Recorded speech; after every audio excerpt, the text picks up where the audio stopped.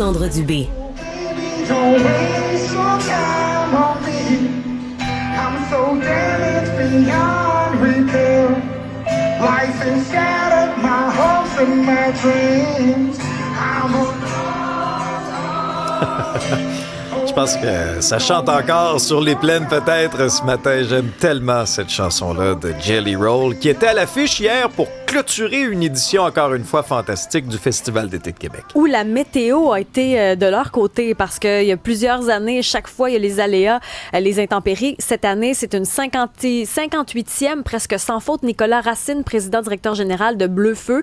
Bienvenue à l'émission. Je sais que c'est la ronde de lait aujourd'hui. Vous faites des entrevues aux 5 minutes. Merci d'avoir accepté. Ça me fait plaisir d'être ici, vraiment. Bonjour, Nicolas. On entend Jelly Roll, ce qui est particulier, puis on en parlait un petit peu plus tôt à l'émission, c'est que dans un si gros festival, il y a plusieurs personnes de la foule qui ont été sur scène avec les artistes. On pense à Jelly Roll hier, qui a fait monter un Nicolas. Limp Bizkit a fait la même chose. C'est particulier, ça. On voit souvent ça, par contre, mais évidemment, tant mieux. Les artistes ont du plaisir, hein? Les festivaliers sont fantastiques au festival d'été. Donc, les artistes ont du plaisir, ils essayent, ils embarquent là-dedans, ils vont sur la scène, ils vont chercher, on l'a vu 2 fois, comme vous dites, puis ça crée des moments très intéressants, vraiment inoubliables, évidemment, pour ces personnes-là, mais aussi pour les gens qui assistent au spectacle. Les moments les plus forts de ces 11 journées, qui échappent probablement à la plus grosse foule, on nous dit, ce serait quoi pour vous, là, les moments où vous dites, cette année, c'est remarquable parce que ça?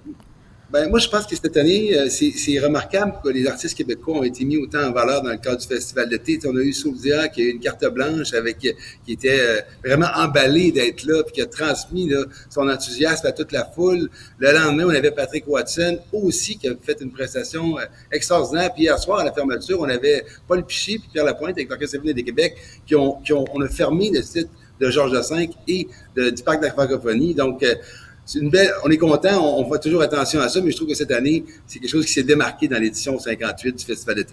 Paul Piché, d'ailleurs, je pense que c'est l'un des artistes qui a dû se produire le plus là, sur les scènes du FEC, si je ne me trompe pas. Ouais, écoute, je l'ai rencontré rapidement hier. Il adore Québec, évidemment. Pour lui, sa carrière a commencé sur la rue Saint-Jean. Il était lui aussi très content d'être là. Vraiment, on est très content de l'édition 58, de l'édition 2026. Ça s'est bien passé. La météo, on a été très favorisé cette année, comme vous le mentionnez. Les festivaliers le méritent parce que dans le passé, ils se sont fait brasser un peu, particulièrement l'année dernière. Donc, on est vraiment contents. Mais ce qui est curieux, c'est que ce ne sont pas toutes les soirées qui étaient complètes. Il est resté des billets tout le long. Qu'est-ce que ça veut dire? Ça, même la revente a été plus difficile cette année? On a eu des très, très bonnes foules. Hein. D'abord, la jauge optimale pour nous a été atteinte régulièrement. Et il faut comprendre qu'on programme, on a 5 scènes, dont 2 gratuites, une à l'Assemblée nationale et une à Place Diouville. Et on programme de plus en plus fort, je vous dirais, où ça intéresse de plus en plus nos festivaliers, ces scènes-là. Fait que ça fait en sorte que la foule est distribuée différemment depuis 2 ans ou 3 ans. Les gens, oui, la scène belle, qui est la scène principale, mais toutes les scènes sont vraiment très, très utilisés et très fréquentés chaque soir. Fait que ça distribue la foule. Pour ce qui est de la revente, je pense que on prend tellement de mesures pour contrer la revente. Et oui, il y a un impact là-dessus. Nous, on a retiré des billets cette année, c'est pour la 2e année consécutive, aux gens qui sont clairement des revendeurs. On ne fait pas ça de manière agressive, là, mais ça a un impact parce qu'on remet des billets en circulation avant l'arrivée du festival. C'est pas tous les gens non plus qui ont le goût de transiger avec des personnes qui ne connaissent pas sur les réseaux sociaux. Mm-hmm. Alors, c'est toutes des choses qui font en sorte que, oui, possiblement qu'il y a des billets que des revendeurs n'ont pas trouvé preneur, mais pour nous, c'est un bon signal. Ça veut dire que les démarches qu'on fait fonctionnent. On croit que l'année prochaine, on va probablement avoir encore plus d'acheteurs utilisateurs qui vont pouvoir prêter leur bracelet. C'est vraiment ça notre modèle d'affaires et c'est ce qu'on souhaite. Donc, on est content de voir que de plus en plus, les initiatives qu'on met en place depuis des années donne des résultats. Oui. Faut dire que les retombées économiques à chaque année, là, les hôtels qui sont pleins, les restaurateurs aussi qui remarquent à chaque fois une hausse de vente, ça aussi, ça fait partie quand même du poumon économique de la Ville de Québec. Je vais être plutôt humble là-dessus. Je pense que la Ville de Québec est très populaire pendant l'été. Hein. De toute manière, oui, les taux d'occupation sont déjà très bons normalement dans la Ville de Québec, en dehors du festival aussi. Mais oui, on vient donner un choc électrique pendant 11 jours. Oui, on augmente les taux d'occupation des hôtels. Oui, les restaurants sont plus achalandés. Mais ils font partie de l'expérience. Hein.